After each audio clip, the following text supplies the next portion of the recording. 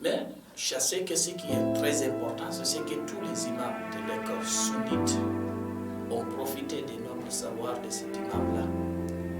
À commencer par le maître, leur maître qui est An-Nu'man,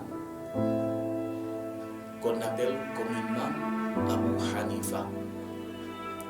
Lui d'ailleurs, dans ses citations, il nous disait « Lawla sanatan la halaka Nu'man »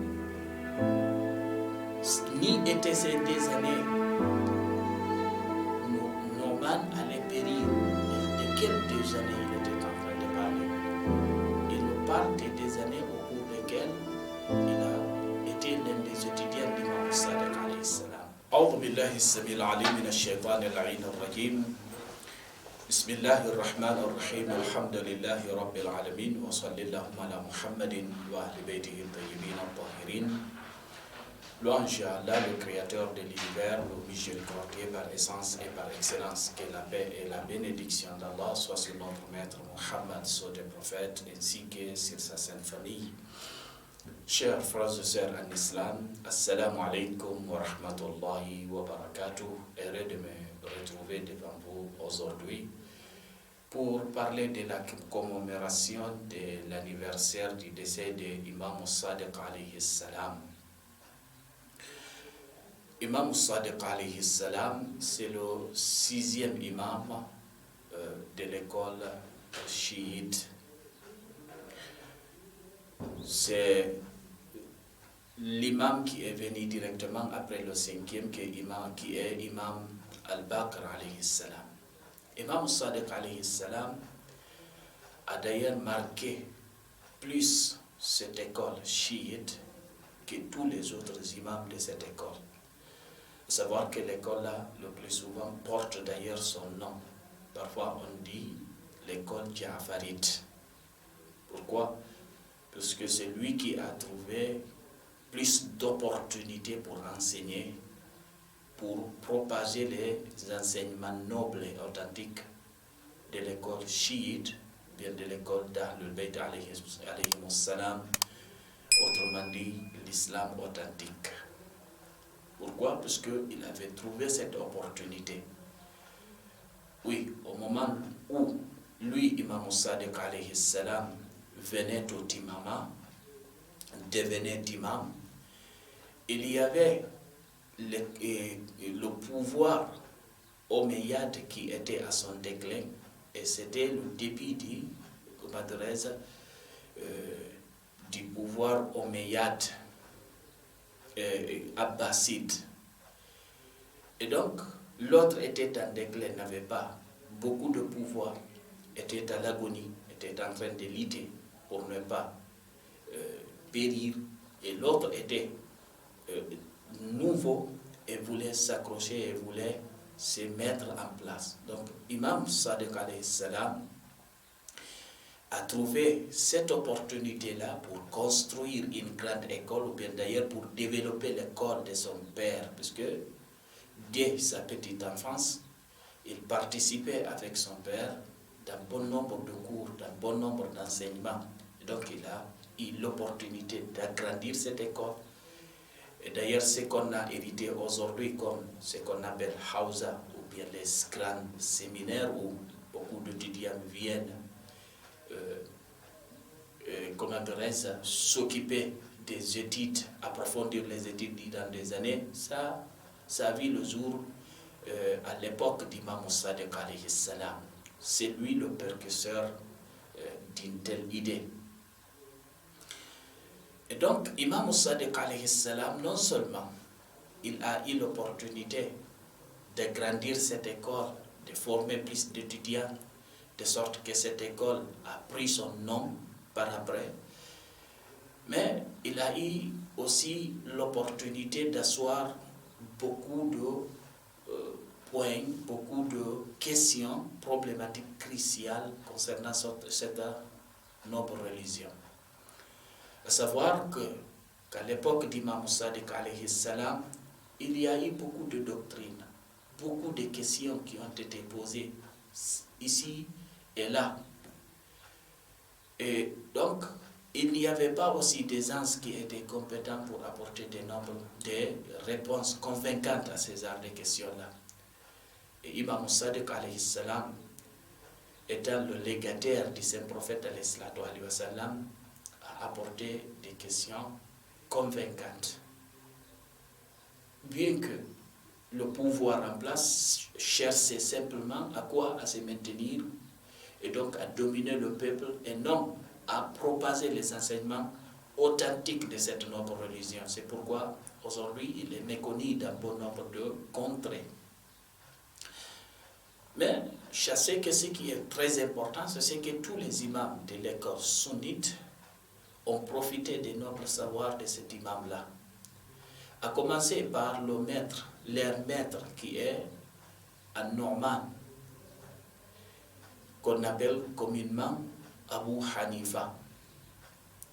Lui d'ailleurs, dans ses citations, il nous disait « Lawla sanatan la halaka Nu'man » Ni étaient des années, Nu'man allait périr. De quelles deux années il était en train de parler? Il nous parle des années au cours desquelles il a été l'un des étudiants d'Imam Sadiq alayhi salam. Comment ça s'est produit? Lui, il s'est trouvé en Irak, plus précisément à Bagdad, et Imam Sadiq alayhi salam s'est trouvé à Médine. C'est ce qu'on a déplacé Imam Sadiq, le pouvoir en place, craignant le pouvoir de cet imam chiite, son influence, ils ont été obligés de quoi? De le prendre de la ville de Médine vers Bagdad pour le surveiller de près, savoir est-ce qu'il y a des intentions politiques ou quoi. Donc c'est au cours de cette période que An-Nu'man est venu profiter d'Imam Sadiq, et Imam Sadiq alayhi salam l'a enseigné et l'a déconseillé de ses pratiques. Beaucoup de pratiques qu'il était en train à ce moment-là de faire pour ce qui est de la déduction des sentences religieuses, des questions jurisprudentielles. L'imam l'a déconseillé, et donc il y a eu d'ailleurs un débat entre eux, puisque le pouvoir en place voulait trouver quelqu'un qui pouvait dominer l'imam chiite. Et donc parmi les enjeux qu'on peut citer, qu'on peut parler au cours de l'imamat d'Imam Sadiq alayhi salam, il y a eu des enjeux parlant notamment du côté dogmatique, si on peut le dire comme ça. Donc beaucoup de questions ont été posées dans ce domaine-là, à savoir par exemple que le Coran, il a été créé ou il n'a pas été créé. Mais aussi pour ce qui est du destin de l'homme, est-ce qu'on peut parler de quoi? De la fatalité ou bien du choix libre total, absolu? Et donc c'est entre autres des questions, puisque l'imam Sadiq alayhi salam, comme tous les autres imams de cette école noble, l'école chiite, ce ne sont pas des imams qui sont simplement spécialistes dans un domaine religieux bien défini, et donc oubliant d'autres domaines, étant faibles dans d'autres domaines, comme on peut le trouver chez les imams de l'école sunnite, les 4 imams. Oui, on peut dire qu'ils étaient versés au niveau de la jurisprudence, mais pour ce qui est des questions dogmatiques, ils étaient faibles. Et pour ce qui est des questions d'exégèse du Saint-Coran, là aussi on trouve des faiblesses. Pourquoi? Puisque ce ne sont pas eux les légataires du Saint-Prophète, les légataires authentiques, ceux qui sont chargés de faire comprendre la religion aux musulmans. Donc on trouve toujours un bas qui blesse. Tandis que Imam Sadiq alayhi salam, étant le vrai légataire du Saint-Prophète alayhi salam, était versé partout. Et donc, il était d'ailleurs le plus apte à répondre à toutes les questions concernant cette noble religion, étant le légataire du Saint-Prophète alayhi salam.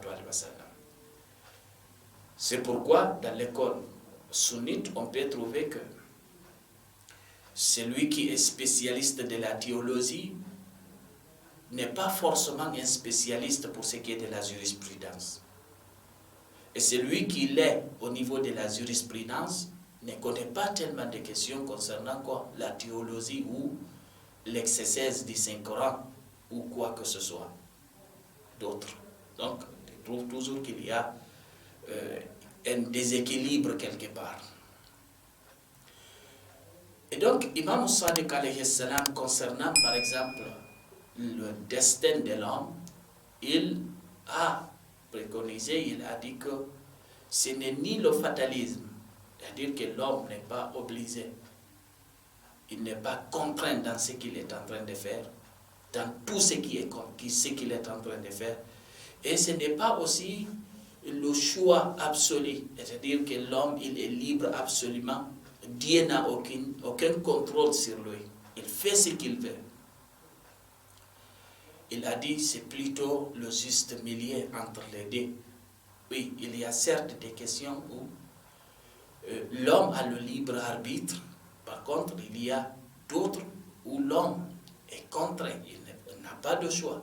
Cependant, il est appelé à rendre compte le jour de la résurrection des questions sur lesquelles il avait le libre arbitre. Puisque Dieu est juste. Est-ce que vous voyez? Donc Dieu est juste. Il ne peut pas, il ne nous rendra pas compte de quelque chose qui était hors de notre portée, hors de notre pouvoir. Est-ce que vous voyez? Donc c'est entre autres des questions théologiques, dogmatiques que Imam Sadiq alayhi salam a répondu d'une manière claire et limpide. Donc orientant la communauté vers le droit chemin, vers l'islam authentique dit de son grand-père, le noble prophète alayhi salatu alayhi wa sallam. Et donc il a formé beaucoup d'étudiants. Parmi ces étudiants, il y a Hisham, qui était un grand étudiant, qui répondait à bon nombre de questions d'une manière intellectuelle, sans se baser forcément sur les versets du Saint-Coran. D'ailleurs, Imam Sadiq alayhi salam avait eu, si on peut le dire comme ça, plusieurs doctorants, plusieurs étudiants. Ils atteignaient le 1000 et quelques étudiants qui étaient sortis de cette université avec des niveaux très élevés dans tous les domaines des sciences religieuses. Et c'est des étudiants encore qui ont eu des œuvres, des écrits, dont certains nous ont parvenus, et d'autres sont disparus, puisque, vous savez, cette communauté a subi beaucoup d'attaques, notamment l'attaque des Mongols. Donc, ils ont perdu beaucoup de bibliothèques, beaucoup d'œuvres qui n'ont pas pu être retrouvées. Maintenant, aujourd'hui, il y a de ces questions qu'on est en train de se poser, à savoir y a-t-il contradiction entre la science en tant que telle et la religion? Vous savez, dans notre religion, les premiers versets à être révélés au Saint-Prophète, ce sont des versets appelant à quoi? À la lecture, à la recherche de la science, à lire, à chercher. Donc, c'est les 5 premiers versets de cette sourate où Allah subhanahu wa ta'ala dit Iqra bismi rabbika alladhi khalaq, khalaqal insana min alaq. Iqra wa rabbuka al-akram alladhi 'allama bil qalam, 'allama al-insana ma lam ya'lam. Et donc, dans notre chère religion, la religion authentique, la seule de religion, celle qui est agréée auprès d'Allah subhanahu wa ta'ala, il n'y aura jamais contradiction entre les deux livres qui est le livre de la nature et le livre céleste. Pas de contradiction entre le livre de la nature et le livre céleste. Tous les deux viennent d'une même source, concordent et s'accordent et cheminent ensemble vers le même but. Celui de quoi? D'appeler l'humanité à l'unique créateur de l'univers, à l'adorer lui uniquement, à tirer des leçons. Donc, nous n'avons pas de contradiction. Seulement, il y a des questions encore qu'on pose que le monde musulman aujourd'hui, l'Occident, par exemple, s'est développé puisque quoi? Elle a rejeté la religion, l'a abandonnée carrément. Et aujourd'hui, si nous sommes arriérés, c'est puisque nous nous sommes accrochés à cette religion. C'est la religion qui est quoi? L'opium du peuple. C'est elle qui est en train de quoi? De causer le retard économique dans tous les domaines. Donc, pour décoller dans le domaine économique et dans beaucoup d'autres domaines, il faut abandonner cette religion. Nous disons non. Du moment que la religion ne se contredit pas avec les données de la science, et donc ce qui veut dire que cette religion ne fera qu'encourager la science, encourager tout, les études dans tous les domaines, et donc pour l'enclenchement des développements dans tous les domaines aussi. Qu'elle n'est pas responsable de cette arriération. Et d'ailleurs, ce qu'on est en train de parler d'arriération, c'est dans le domaine matériel. Et là aussi, il y a des développements dans bon nombre de pays musulmans. Mais pour ce qui est maintenant du décollage spirituel, développement spirituel dans tous les domaines, on n'est pas en train de parler. Et pourtant, ça aussi, c'est une ressource très rare aujourd'hui dans bon nombre de pays occidentaux.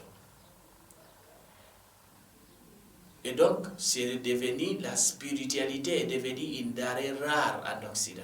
Alors que dans les pays musulmans, ça se trouve à profusion. On n'est pas égaré.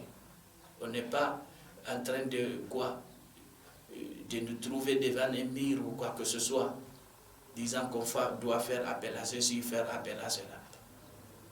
Pourquoi? Parce que nos sources religieuses regorgent des enseignements dans ce domaine-là. Et donc, il ne faudrait pas voir le développement d'un seul côté, que le développement forcément, il doit être matériel. Oui, matériel, mais pourquoi pas spirituel? Pourquoi pas intellectuel?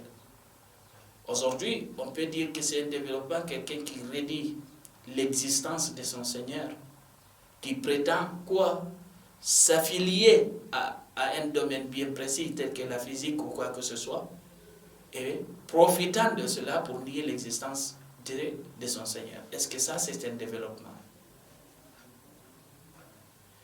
Et c'est ce qu'on est en train de vivre aujourd'hui dans bon nombre de pays occidentaux, où, l'athéisme a pris du terrain. Et ces athées-là, ce sont des anges qui viennent chacrosser à la religion, chacrosser à la science pour nier l'existence du Seigneur de l'univers. Quelque chose qui est naturellement erroné. Contraire à quoi? À la conscience, à la réalité, à la logique. Est-ce que vrai? Donc, le monde musulman a enclenché certes un développement dans tout le domaine. Pourquoi? Puisque cette religion, elle n'est pas en contradiction avec la science. Elle appelle plutôt les musulmans à chercher le savoir partout où ils le trouvent. Le saint prophète alayhi salam nous disait utlubul ilma walaw bis-sin. Cherchez le savoir même si c'est en Chine. Imam Ali alayhi salam nous disait al-hikmatu dallatul mu'min ya'khudhuha aynama wajadaha. Que la sagesse, la science, c'est un objet perdu du croyant. Partout, il trouve cette sagesse, cette science, il s'en accroche, ça l'appartient. Et donc, on peut chercher, on peut parler d'aliénation, mais on ne peut pas responsabiliser la religion. Pourquoi? Puisque cette dernière a toujours encouragé à la recherche de la science. On ne peut pas parler de développement ou quoi que ce soit sans recherche des connaissances. Est-ce que vous voyez?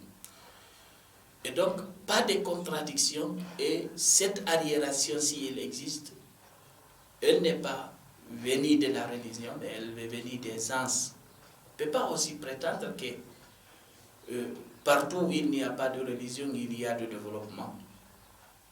À savoir aussi que cette science qu'on est en train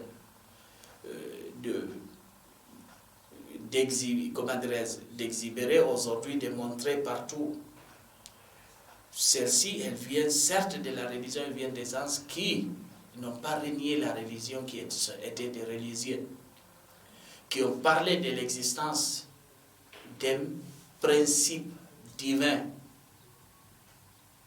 Est-ce que vous voyez?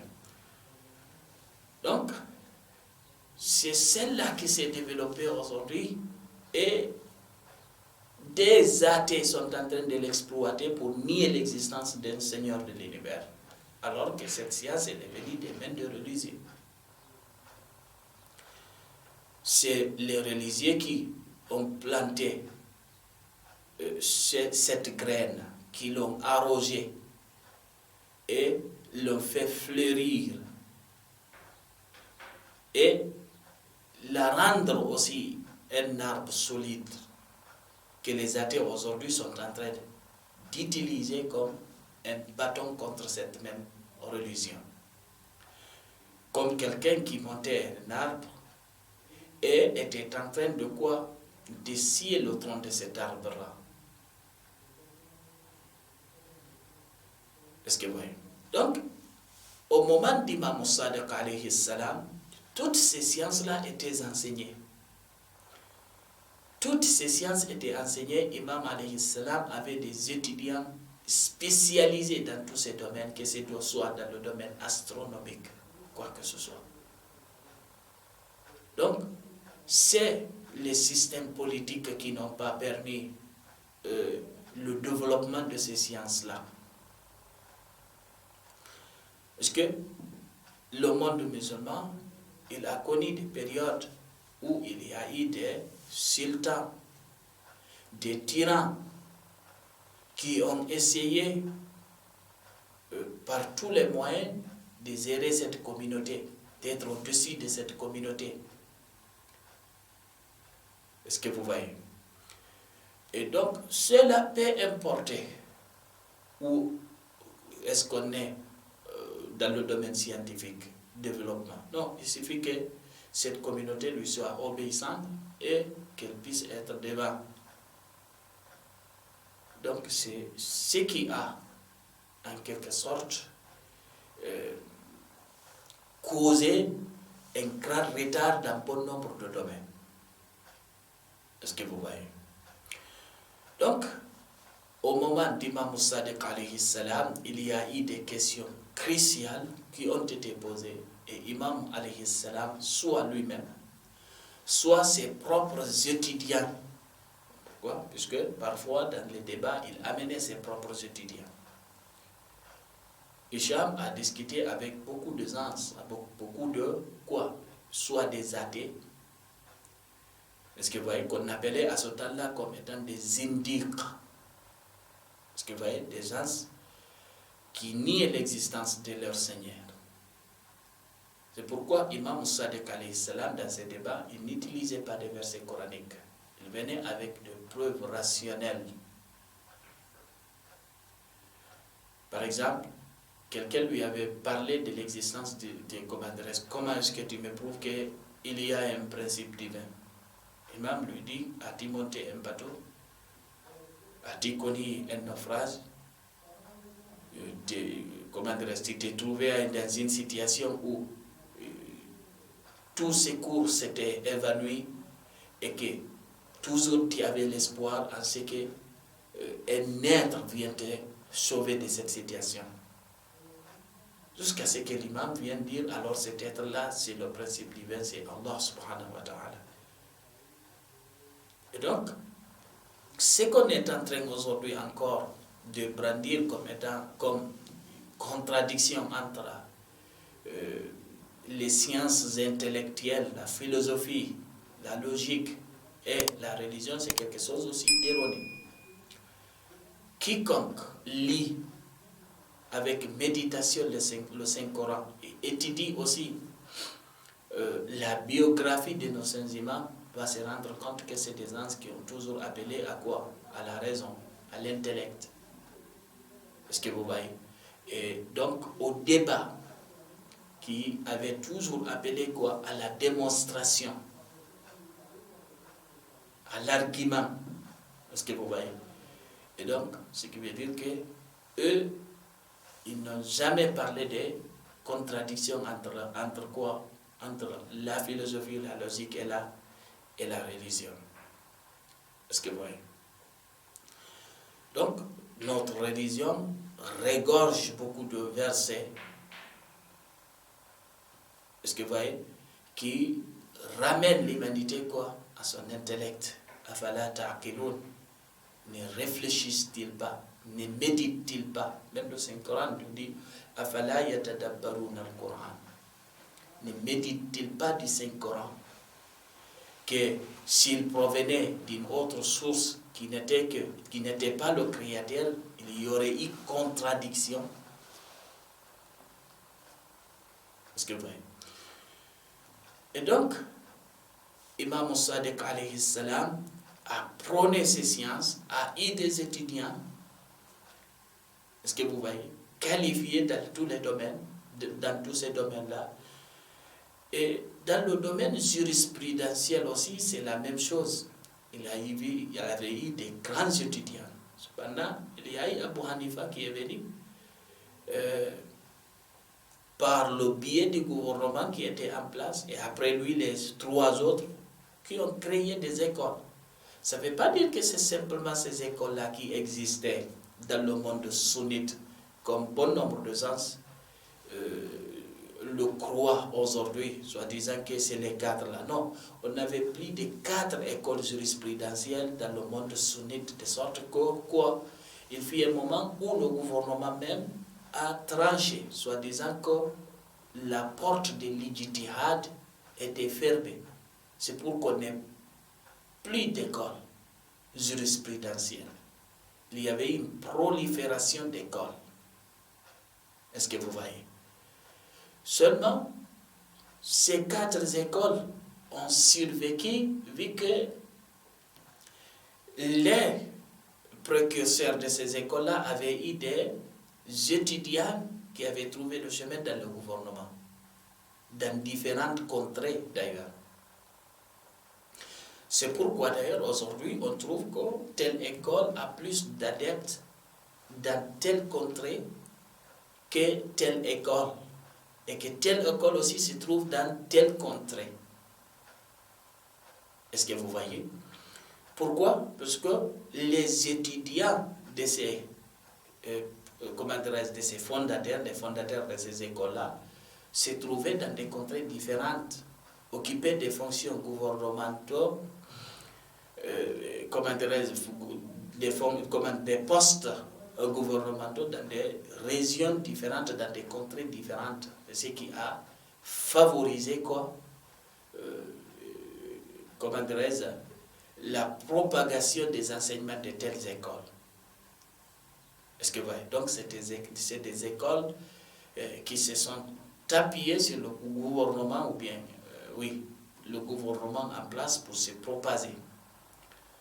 Quelqu'un va me dire, les précurseurs, les fondateurs de ces écoles avaient eu des difficultés avec le gouvernement en place. Les gouvernants en place, oui, certes, quelques-uns d'entre eux, pas eux tous. Et ça aussi, c'est pas dans tous les domaines, dans des domaines bien précis. Par exemple, la création du Saint-Coran. Est-ce que vous voyez? Et ainsi de suite. Cependant, étant donné que tous ces précurseurs-là ont profité les uns des autres, à savoir le dernier qui est Ibn Hanbal, qui a profité de Shafi'i, et Shafi'i aussi qui a profité de Malik, et Malik qui a profité de qui? De Abu Hanifa. Et donc, Abu Hanifa aussi qui a profité de Imam Sadiq alayhi salam. Ce qui veut dire qu'eux tous ont profité de ce 16 imams. Ce qui veut dire que tout ce qu'ils avaient comme quelque chose d'authentique qui corrobore carrément avec cette religion venait de notre Seigneur Imam As-Sadiq alayhi salam. Et tout ce qui contredisait venait d'eux-mêmes. Est-ce que vous voyez? Donc, arrivé ici, chers frères et sœurs, je vous dis à la prochaine fois, tout en vous souhaitant bonne suite de programme. Wassalamu alaikum wa rahmatullahi wa barakatuh.